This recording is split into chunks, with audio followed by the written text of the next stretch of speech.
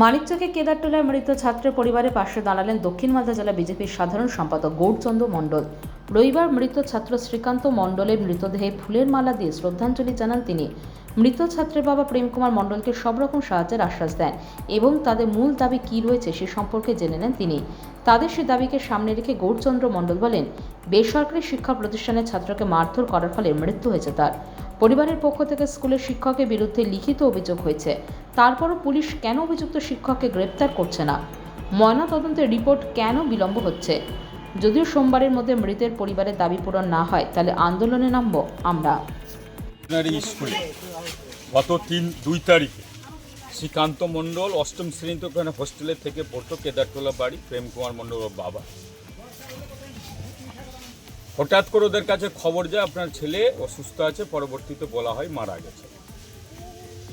আমাদের গ্রামবাসী হিসাবে, ভূতনিবাসী হিসাবে, তার পরিবার হিসাবে এর পূর্ণাঙ্গ তদন্ত দাবি করছি। এখন পর্যন্ত পুলিশ 2 তারিখের ঘটনা, ওই স্কুলের মাস্টার মশাইকে, যিনি মালিক সাজির হোসেন, তাকে অ্যারেস্ট করা হয়নি। স্কুল কেন বন্ধ হয়নি এখন? পাশাপাশি এর পূর্ণাঙ্গ তদন্ত দাবি করছি, কারণ আমাদের পোস্টমর্টম রিপোর্ট থেকে শুরু করে সিসিটিভির ফুটেজ আমাদের প্রকাশ্যে আনতে হবে। এটা আমাদের ভূতনিবাসীর দাবি, তার পরিবারেরও দাবি। আমরা আজকে এসছি শ্রীকান্তর বাড়িতে, প্রেমের বাড়িতে। শ্রীকান্তর শবদাহ এখনও সৎকার্য করা হয়নি। যে পূর্ণাঙ্গ তদন্ত, তার সুবিচার যেন শ্রীকান্তর পরিবার পায়। ছেলেকে দেওয়া হয়েছে মানুষ করে, হোস্টেলে রীতিমতো 8,000 টাকা মাসে দেওয়া হতো, তার বাবা দিত, পড়াশোনার জন্য রেখেছিল ওইখানে।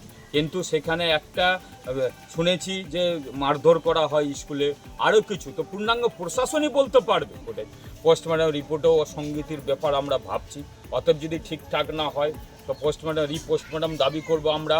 ম্যাজিস্ট্রেট পর্যায়ে পোস্টমর্টম যেন হয়, আবার পোস্টমর্টম হয়। কারণ আমাদের এই সরকারে আপনারা সকলেই জানেন সব কিছুই সম্ভব। দুর্নীতিতে যেরকম ফার্স্ট, তো এই সরকারে টাকা দিয়ে সব কিছু করা সম্ভব হয়। আপনারা দেখেছেন এরপর রীতিমতো বিভিন্ন ঘটনায় যে বিভিন্ন কাগজপত্র অলরেডি চেঞ্জ করে দেয় এই সরকার। সিসিটিভি ফুটেজ পুনরায় মানে মানুষের জনসমক্ষে আনতে হবে, তাদের পরিবার সামনে আনতে হবে। তাদের ওই যেখানে ধরনের যে পড়াশোনা করছিল, স্কুল কেন বন্ধ হয়নি, যে স্কুল কর্তৃপক্ষ কেন অ্যারেস্ট করা হয়নি তাকে, ওর স্কুলে যেহেতু মারা গেছে বাচ্চাটা, তার পরিবারের জন্য সুবিচার পায়। এই পাশে আছে। তোমার মনে হয় না এই সরকারের এই প্রশাসন, তৃণমূলের দলদাস, চটি চাটা পুলিশ সুব্যবস্থা নিচ্ছে? Bureau news, Bangla Times.